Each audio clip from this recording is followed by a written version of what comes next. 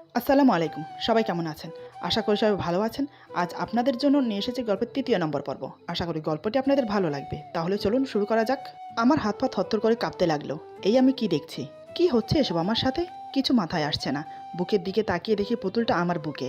তাড়াতাড়ি পুতুলটাকে সরিয়ে লাফ দিয়ে উঠে গেলাম। ছোট্ট শিশুর মতো আমার বুকে মুখ গুজে ছিল পুতুলটা। দাঁড়িয়ে পুতুলটার দিকে তাকাতে আমার মাথা ঘুরতে থাকে। এটা দেখার জন্য আমি মোটেই প্রস্তুত ছিলাম না। দেখি পুতুলটার পরনে কোনো কাপড় নেই, বিবস্ত্র হয়ে আছে পুতুলটা। রাতে যে বিয়ের সাজে সেজেছিল তার কিছুই নেই এখন। তার মানে কি মনের অজান্তে পুতুলটার সাথে বাসর করেছি আমি? কিন্তু এটা কি করে সম্ভব? একটা পুতুলের সাথে বাসর, তা তো কোনো পাগলই ভাবতে পারে। অথচ পুতুলটার সারা শরীরে কোনো কাপড় নেই। বাসর রাতের শেষে একটা বর তার বউকে যেভাবে দেখতে পায় তার চেয়েও খারাপ অবস্থায় আছে পুতুলটা। পুতুলটার ঠোঁটের লিপস্টিক লেপ্টে আছে, কপালের মাঝখানে নেই লাল টিপ, টিপ লেগে আছে নাকের মাথায়। পুতুলটার চোখের কাজল নাক অবধি এসে থেমেছে, চুলগুলো এলোমেলো। একজন নববধূর স্বামীর পরশে যেমনটা হয় ঠিক তেমন অবস্থা হয়ে আছে পুতুলটা। এইসব দেখে আমার গায়ের লোমের দিকে তাকিয়ে দেখি গায়ের লোম 90 ডিগ্রি সমকোণে দাঁড়িয়ে আছে। নিজেকে কোনো রকম সামলে আয়নার সামনে দাঁড় করালাম। আয়নায় নিজেকে দেখে রীতিমতো হার্ট অ্যাটাক হবার উপক্রম। নিজের চেহারা দেখে চমকে উঠলাম। দেখলাম লাল লিপস্টিক ঠোঁটে দিয়ে আমার মুখে কয়েকটা চুমু দিয়েছে কেউ। পুতুলের চুমু দেওয়ার মতো ছোট ছোট দাগ। পুতুল কিভাবে চুমো খাবে এটা আমার মাথায় আসছে না। শরীরেও অনেক চুমোর দাগ রয়েছে, যেন পুতুলটা আপন মনে তার ভালোবাসা উজাড় করে দিয়েছে। আমার ঠোঁটেও লিপস্টিকের ছোঁয়া। আমি ড্রেসিং টেবিলের উপরে থাকা টিস্যু দিয়ে চুমোর দাগগুলো মুছতে লাগলাম। টিস্যু গুনে দেখলাম 12টা হয়েছে। এই 12টা ভালোবাসার ছোঁয়া কোনো মেয়ের থেকে আশা করা যায় না, কিন্তু দিব্যি পুতুলটার থেকে আমি পেয়ে গেলাম। আমার এসব ভালোবাসা আর অবাস্তব চিহ্নের কথা ভেবে মাথা চক্কর দিচ্ছে শুধু। মনে হচ্ছে পুরো পৃথিবী কাঁপছে এলোমেলো ভাবে। পুতুলটার মাঝে নিশ্চয়ই কোনো আত্মা আছে যাকে আমি দেখতে পাচ্ছি না, অথচ সবাই দেখতে পাচ্ছে। পুতুলটাও আমাকে দেখছে। পুতুলটার মাঝে যদি সত্যি আত্মা থাকে তাহলে সে অবশ্যই আমার ডাকে সাড়া দেবে, কারণ একজন স্বামীর কথা স্ত্রীর মান্য করার দায়িত্ব ও কর্তব্য। তাই পুতুলটার সামনে গিয়ে দাঁড়ালাম। পুতুলটাকে কড়াভাবে প্রশ্ন করলাম, পুতুল তুমি কি জীবিত? তুমি যদি সত্যি জীবিত হয়ে থাকো তাহলে আমার ডাকে সাড়া দাও। পুতুল কোনো উত্তর দেয় না, শুধু ফেলফেল করে তাকিয়ে আছে আমার দিকে। আমি এবার নাম ধরে বললাম, নিশু তুমি যদি সাড়া না দাও তাহলে আমাকে বিয়ে করেছো কেন? আমার সাথে পুরো জীবন সংসার করবে কিভাবে? নীরবতা দিয়ে কি আর সংসার হয়? পুতুল কিছু বলে না। আমি এবার তাকে শোয়া থেকে উঠিয়ে বিছানায় বসালাম। 2 হাত দিয়ে ধরে বললাম, উত্তর দিচ্ছ না কেন? তোমার কি ইচ্ছে করে না আমার সাথে কথা বলতে? ইচ্ছে করে না আমার সাথে দুষ্টুমি করতে? যদি করে প্লিজ কথা বলো। একটা পুতুল থেকে উত্তর পাওয়া আশা করা সত্যি বোকামি। পুতুলটা কেমন যেন লজ্জামাখা ভাব নিয়ে একদৃষ্টে তাকিয়ে আছে আমার চোখের দিকে। পুতুলের চোখে ভালোবাসার ছোঁয়া। আমি পুতুলটার চেহারা বালিশ দিয়ে ঢেকে দিলাম। এই চেহারা দেখে যে কেউ হার্ট অ্যাটাক করতে পারে। আমি ওয়াশরুমে চলে গেলাম ফ্রেশ হতে। কিছুক্ষণ পর ফ্রেশ হয়ে বেরিয়ে এলাম। এসে দেখি পুতুলের মুখের উপর কোনো বালিশ নেই। আমি চমকে উঠলাম। সে আগের মতোই বড় বড় চোখ করে আমার দিকে তাকিয়ে আছে। পুতুলটাকে বিবস্ত্রতে বিদঘুটে লাগছিল, তাই আলমারি থেকে একটা নীল রঙের শাড়ি পরিয়ে দিলাম। পুতুলের চুলগুলো আঁচড়ে দিলাম। গাঢ় কাজল লাগিয়ে দিলাম চোখে। নীল রঙের লিপস্টিক আর কপালে নীল টিপ লাগিয়ে দিলাম। বাহ, পুতুলটাকে সত্যিই খুব সুন্দর লাগছে। মনে হচ্ছে এক রূপসী নারী। টেবিলের উপর রাখা ছোট্ট আয়নাটি তুলে ধরলাম পুতুলটির সামনে। আমি বললাম, পুতুল বউ কেমন লাগছে তোমাকে? জানি বলবে না তুমি, আমিই বলে দিচ্ছি, তোমাকে অনেক অনেক সুন্দর লাগছে। জানো, পুরো জীবন আমার বউকে এমন সাজাই দেখতে চেয়েছিলাম। তুমি জীবিত হলে হয়তো আমাকে সাজানোর অধিকার দিতে না, দিলেও বাধা দিতে, নড়ে উঠতে। কিন্তু তুমি পুতুল হওয়াতে সহজেই সাজাতে পেরেছি তোমাকে। এমন সময় দরজায় ঠকঠকের শব্দ। হয়তো কেউ এসেছে ডাকার জন্য। আমি পুতুলটাকে বসে আসছি বলে দরজা খুলতে গেলাম। পুতুলটি আমার জন্য বসে রইল। দরজা খুলে দেখি আলী। সে নাস্তা নিয়ে এসেছে। আমাকে দেখে মুচকি হাসলো। আলী আমাকে বলে, জামাই সাহেব বাসরাত কেমন কাটলো? চেহারা দেখে তো অনেক রোমান্টিক মনে হচ্ছে, তার মানে ভালো। আমি আলীকে বিরক্ত ভাব নিয়ে বললাম, আলী মস্করা করছো? একটা পুতুলের সাথে বাসরাত কি করে সম্ভব? যদি সম্ভব হতো তাহলে সবাই পুতুলকে বিয়ে করত, কারণ মানুষের বিয়ের প্রতি আস্থা দিন দিন কমে যাচ্ছে। আমার তো মনে হয় এমন একদিন আসবে যখন মানুষ টয়কে বিয়ে করবে। বিজ্ঞানীরা ইতিমধ্যে এই নিয়ে কাজও শুরু করে দিয়েছে। উন্নত দেশগুলোতে অলরেডি একদম মেয়ের মতো পুতুল পাওয়া যায়, শুধু বাংলাদেশে আসে না অনেক দাম বলে। আমার কথায় আলী লজ্জা পেল। সে ভিতরে আসার অনুমতি চাইলে আমি অনুমতি দিলাম। সে নাস্তা রেখে চলে গেল। নাস্তা দুজনের জন্য দেওয়া হয়েছে। আমি আমার অংশ খেয়ে পাঞ্জাবি পরে বাহিরে বের হলাম। সামনে উঠোনে ইজি চেয়ারে বসে পত্রিকা পড়ছেন আমার শ্বশুর। আমার শ্বশুরকে আমি বাবা বলেই সালাম করলাম। আমাকে বসতে বললে আমি ওনার সামনের চেয়ারে বসলাম। উনি বলে, বাবা কেমন আছো? আমি বললাম, জি বাবা ভালো, আপনি কেমন আছেন? শ্বশুর বলে, আমিও ভালো, তোমার কোনো কিছুতে সমস্যা হচ্ছে না তো? আমি বললাম, না বাবা, কোনো সমস্যা হচ্ছে না। শ্বশুর বলে, আমি জানি তোমার অনেক প্রশ্ন মনের মাঝে জেগে উঠেছে, শুধু জেনে রাখো সব প্রশ্নের উত্তর তুমি পাবে, শুধু একটু ধৈর্য ধরো। তবে যা কিছু হয়ে যাক না কেন তুমি দয়া করে আমার মেয়েকে একা রেখে যেও না। আমি বললাম, না বাবা চিন্তা করবেন না, আমি যাব না, এছাড়াও আমার যাবার কোনো জায়গা নেই। তিনি বলেন, শুনে খুশি হলাম। ও হ্যাঁ, একটু পর রমিজা আসবে। আমি বললাম, রমিজাকে? নিশুর বাবা বলে, রমিজা হলো আমাদের বাড়ির কাজের মেয়ে। সে রান্না করে চলে যায়, তাই তোমার সাথে দেখা হয় না। তুমি তাকে বলে দিও কি রান্না করবে। আমি বললাম, ওকে বাবা, বলে দেব। নিশুর বাবা বলে, আমি কিছুক্ষণ পর চলে যাব, আমাদের আর দেখা হবে না। আমি অবাক হয়ে বললাম, কেন বাবা, আপনি কোথায় যাবেন? নিশুর বাবা বলে, এখন প্রশ্ন করো না, ঠিক সময়ে তুমি সব প্রশ্নের উত্তর পাবে, শুধু জেনে রেখো আমার হাতে বেশি সময় নেই। এই বলে উনি ছোট বাচ্চার মতো কান্না করে দিলেন। টেবিলের সামনে থেকে টিস্যু নিয়ে চোখ মুছে আবার বলেন, এই পৃথিবীটা অনেক স্বার্থপর, এখানের মানুষেরা জানোয়ার চেয়েও খারাপ। আসলে মানুষ এই পৃথিবীর সবচেয়ে হিংস্র প্রাণী। সে প্রাণীর হিংস্রতা থেকে বাঁচা অনেক বড় দায়। প্লিজ আমার মেয়েকে আগলে রাখো। আমার বিশ্বাস ভেঙো না, তোমার যা দরকার সবই পাবে। শুধু আমাকে বিশ্বাসটুকু দিও, যাতে আমি শান্তিতে মরতে পারি। আমি বললাম, আপনি চিন্তা করবেন না, আমি আমার জীবন দিয়ে হলেও আপনার বিশ্বাস আর সম্মান রক্ষা করব। যেদিন রক্ষা করতে পারবো না, সেদিন ভাববেন আমি জীবিত নেই। আমার কথা শুনে তিনি খুশি হলেন। এরই মধ্যে রমিজা আসে, অনেক পরিপাটি মেয়ে। তাকে দেখে মনে হয় না সে এই বাসায় কাজ করে, আমার থেকে কয়েক বছরের বড় হবে। এসে আমার থেকে খাবারের মেনু জানতে চাইলো, কিন্তু আমি লজ্জায় কিছু বলতে পারলাম না। রমিজা বলে, ও মা, জামাইয়ে দেখি লজ্জাও আছে। লজ্জা পাইলে হবে না, না খেয়ে তো মারা যাবেন, খাওয়াতে লজ্জা করবেন না, বুঝলেন? আমি লজ্জিতভাবে মুচকি হেসে দিলাম। তারপর কি রান্না হবে সেটা বলে দিতে সে চলে গেল। দুপুরে সবাই খেতে বসলো। আমি আর পুতুলটা পাশাপাশি চেয়ারে বসেছি। আমাকে আস্ত একটা মুরগি রান্না করে দেওয়া হয়েছে। গতকাল বিয়ে হয়েছে, সেই হিসেবে আজ বউ ভাত দেওয়ার কথা, কিন্তু দেওয়া হয়েছে জামাই ভাত। আমি অনেক তৃপ্তি নিয়ে খেলাম। পুতুলটি খাচ্ছে না। নিশুর বাবা বলে, মা, লজ্জা কেন পাচ্ছিস? খেয়ে নে, না খেয়ে চেয়ারের একই অবস্থা করেছিস। পুতুলটা শুধু খাবারের দিকে চেয়ে আছে। খান সাহেব আবার বলে, ও বুঝেছি, লজ্জা পাচ্ছিস, আমরা গেলে খাবি তাই না? এরপর আমরা সবাই খাওয়া শেষ করে বারান্দায় এসে দাঁড়াই। সবাই দরজা লাগিয়ে বাইরে চলে আসি। হঠাৎ ভেতর থেকে কেমন যেন খাবার খাওয়ার শব্দ হচ্ছে। বিড়াল খাবার খেলে যেমন শব্দ হয় ঠিক তেমনই। কিছুক্ষণ পর শব্দটা থেমে গেল। সবাই আবার ভেতরে প্রবেশ করি। দেখি খাবারের প্লেট ফাঁকা। এসব কি হচ্ছে? আমার মাথায় কিছু ঢুকছে না, শুধু বারে বার অবাক হয়ে যাচ্ছি। নিশুর বাবা রেডি হয়ে গেলেন। উনি চিরতরে চলে যাচ্ছেন এই বাসা থেকে। কোথায় যাচ্ছেন, কেন যাচ্ছেন তা আমি জানি না, শুধু আমার তাকিয়ে থাকা ছাড়া আর কোনো উপায় নেই। উনি পুতুলটাকে বুকে জড়িয়ে ধরে কেঁদেই চলেছেন, নিজের মেয়ের মতো করে। তিনি বলেন, মা, আমাকে বিদায় দে, আমার যাওয়ার সময় হয়ে গেছে। আমি যে তোদের কাছে আর থাকতে পারবো না, এটাই বিধাতার নিয়ম। মা, জামাইয়ের কথা অক্ষর অক্ষরে মান্য করবি। মনে রাখবি, স্বামীর মন জয় করা স্ত্রীর কর্তব্য। আর আমার জন্য কান্না করবি না। আমার চেয়েও ভালোভাবে জামাই আগলে রাখবে তোকে। আর অল্প কিছুদিন, তারপরেই সবকিছুর সমাধান হয়ে যাবে। নিজের যত্ন রাখবি, আর আমাকে যে ওয়াদা দিয়েছিলি সেটা পালন করবি। ওকে মা, এই বলে পুতুলের কপালে চুমো খেয়ে পাশের চেয়ারে বসিয়ে দিলেন। তারপর আমাকে জড়িয়ে ধরলেন। আমার সামনে কান্না মাখা চোখে হাত জোর করে বলেন, তোমার কাছে বিনতি অনুরোধ, আমার মেয়েকে দেখে রেখো। পুতুল বলে, ওকে অবহেলা করো না। আমি যাওয়ার পর তার আপন বলতে শুধু তুমিই থাকবে। এই বলে উনি ঝুঁকে আমার পা ধরার উপক্রম করে। আমি তাকে বাধা দিয়ে হাত ধরলাম। আমি বললাম, আপনি এটা কি করছেন? আপনি আমার বড়, আমাকে অপরাধী বানাচ্ছেন কেন? আমি আপনার কথা অবশ্যই মান্য করব। কেন আমাকে ছোট বানাচ্ছেন বলুন? নিশুর বাবা বলে, দেখো, আমি কোন বিপদে আছি তোমাকে বোঝাতে পারবো না। আমার কথাগুলো প্লিজ মান্য করো। আমি তোমার মায়ের অ্যাকাউন্টে টাকা পাঠিয়ে দিয়েছি, আরও টাকা লাগলে সেটাও দেব, কিন্তু দায়িত্বের অবহেলা করো না। আর হ্যাঁ, আমার মেয়েকে ভয় পেও না, সে কারোর ক্ষতি করে না। আর তোমাকে সে খুব ভালোবাসে। আমি তোমার জন্য একটা জিনিস রেখে গেছি, সেটা নির্দিষ্ট সময়ে তুমি পাবে, আর সেখানে তোমার সব প্রশ্নের উত্তর পাবে। কিছুদিনের মধ্যে কথা বলতে উকিল আসবে, তার কাছে আমার সম্পত্তির উইল আছে। আমি বললাম, আমার আর কোনো কিছুর দরকার নেই। আমার বোনের বিয়ের জন্য টাকা দিয়েছেন, এটা আমার কাছে সবচেয়ে বড় পাওয়া। নিশুর কোনো অযত্ন হতে দেব না, ইনশাল্লাহ। নিশুর বাবা বলে, মনে অনেক শান্তি পেলাম, আমি তাহলে আসি। এই বলে খান সাহেব চলে গেল। বসে থেকে নিশু তাকিয়ে রইল তার বাবা চলে যাওয়ার দিকে। তারপর থেকে তাকে ঠিকমতো খাবার দিচ্ছি, কাপড় চোপড় পাল্টে দিচ্ছি, বিকেলে দোলনায় পুতুলটাকে চড়াচ্ছি, আবার রাতে গান শুনে ঘুম পাড়াচ্ছি। যদিও বুঝি না সে ঘুমন্ত না জাগ্রত। সকালে আলী বাজার সাজার নিয়ে আসে, আর রমিজে এসে সেটা রান্না করে দিচ্ছে। এভাবেই কাটছে জীবন। আমার বোনের বিয়ে হয়ে গেছে, শুনেছি মাত্র, কিন্তু চোখের দেখা দেখিনি। রুহির বিয়ের প্রবলেম ছাড়া সবকিছুই সমাধান হয়ে গেছে, কিন্তু ভালো দিন বেশি সময় থাকে না। হঠাৎ এক রাতে ঘুম ভেঙে যায় আমার। দেখি পাশে পুতুলটা নেই। বারান্দা কেউ হাঁটার আওয়াজ, মনে হচ্ছে কেউ দৌড়চ্ছে এদিক ওদিক। আমি বারান্দাতে লাইট হাতে শব্দ অনুসরণে বের হয়ে পড়লাম। হঠাৎ আমার সামনে ঝাড়বাতিটা খসে পড়ল। আমি ভয়ে কেঁপে উঠলাম। আরেকটু হলেই জীবন যেত আমার। আরেকটু এগোতে লম্বা একটা ছায়া দেখতে পেলাম। আমি কে বলে এগিয়ে যেতেই দেখি পুতুলটি মেঝেতে পড়ে আছে। আমি পুতুলটাকে কোলে নিয়ে শুইয়ে দিলাম বিছানায়। খুব ভয় পাইয়ে দিয়েছিল পুতুলটা। হঠাৎ শেষ রাতে দরজায় কড়া নাড়ার শব্দ। বাইরে বৃষ্টিও হচ্ছে খুব। আমি কে বলে প্রশ্ন করতে আলী বলে, আমি আলী। আমি দরজা খুলে দিলাম। সে বৃষ্টিতে ভিজে চুপসে গেছে, তার শরীর বেয়ে পানি পড়ছে, কাঁপছে খুব। আমি বললাম, আলী, কি হয়েছে এত রাতে তুমি? তার মুখ দিয়ে কোনো কথা আসছে না, ঠান্ডায় গলা বসে গেছে। সে কিছু একটা বলছে, কিন্তু আমি বুঝতে পারছি না। আমি বললাম, আলী, কি বলছো? আমি বুঝতে পারছি না। সে আমাকে ইশারায় কান কাছে আনতে বলে। আমি কাছে আসতে সে ফিস ফিস করে বলে, জামাই, এখান থেকে পালিয়ে যান, আপনার বউ খারাপ আত্মা।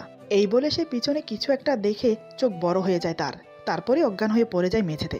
আমি তাকে রুমে কোলে করে নিয়ে গিয়ে শুইয়ে দিলাম, গামছা দিয়ে পুরো শরীর মুছে দিলাম। তার স্বাভাবিক ঘুম দেখে দরজা লাগিয়ে চলে এলাম। সকালে রমিজার চিৎকারে ঘুম ভাঙলো। সে কান্না করে বলতে লাগলো আলী আর নেই। শুধু তাই নয়, সে আমাকে হত্যাকারী বলে অপবাদ দিতে লাগলো। সে বলে আমি খুন করেছি আলীকে। সে পুলিশকেও ফোন করে দিয়েছে, কিন্তু আমি কিভাবে প্রমাণ করব যে আমি খুন করিনি? খুন করেছে আমার পুতুল বউ। আলীর অপরাধ ছিল সে আমাকে পালিয়ে যেতে বলেছিল, তাই এভাবে খুন করেছে। পুলিশের গাড়ির হর্ন শোনা যাচ্ছে বাহিরে। সে আওয়াজে পা কাঁপছে আমার। আমি এক কঠিন বিপদে আটকা পড়ে গেছি। এই বিপদ থেকে বাঁচা যে অনেক বড় দায়। চাইলে আমি পালিয়ে যাওয়ার চেষ্টা করতে পারি, কিন্তু একজনের সাথে ওয়াদাবদ্ধ হয়ে পালিয়ে যাই কিভাবে? কারোর সাথে বেমানি করা মানে তাকে খুন করার সমান। নিশুর বাবাকে আমি কথা দিয়েছি, পুতুলকে ছেড়ে আমি কখনো যাব না। যেমন পুতুলটার আমি ছাড়া কেউ নেই, তেমনি আমারও ও ছাড়া আপন বলতে কেউ নেই। পুতুলটার কথা ছাড়া এখন কিছুই ভাবতে পারি না। তার সাথে থাকতে থাকতে এক অন্যরকম মায়ায় পড়ে গেছি আমি। এটাই কি প্রেম? প্রেম কি শুধু মানুষের সাথে হয়, পুতুলের সাথে হয় না? যাদেরকে ছোটবেলায় আপন ভেবেছিলাম, একদিন তারাই আমাকে ছেড়ে অনেক দূরে চলে গেছে। সেখান থেকেই জানা হয়ে গেছে আপন মানুষ দূরে গেলে কেমন লাগে। হারানোর বেদনা আমার চেয়ে ভালো কে বা বলতে পারে। প্রথমে মাকে হারিয়েছি, তারপর বাবাকে। তাই যদি আজ আমার মৃত্যুও হয়ে যায়, তবু পুতুলকে ব্যথিত হতে দেব না। সেও তো সব হারিয়েছে। সে জন্মের শুরুতেই হারিয়েছে তার মাকে, তারপর নিজের জীবনকে, আর শেষমেশ তার বাবাকে। পুতুল হওয়ার কারণে সে বলতে পারেনি তার কষ্ট, ব্যথা এবং তার না বলা কথা। সেও আমার মতো বড়ই দুঃখিনী। এমন দুঃখিনীকে একা রেখে পালিয়ে যায় কিভাবে? যদি আজ সত্যিকারে কোনো মানবীকে বিয়ে করতাম, যদি সে বিয়ের কয়েকদিন পর কাউকে খুন করত, তাহলে কি তাকে একা রেখে নিজের বিপদ ভেবে দূরে সরিয়ে দিতাম? অবশ্যই না। নিশ্চয়ই কেউ এতটা স্বার্থপর হতে পারে না।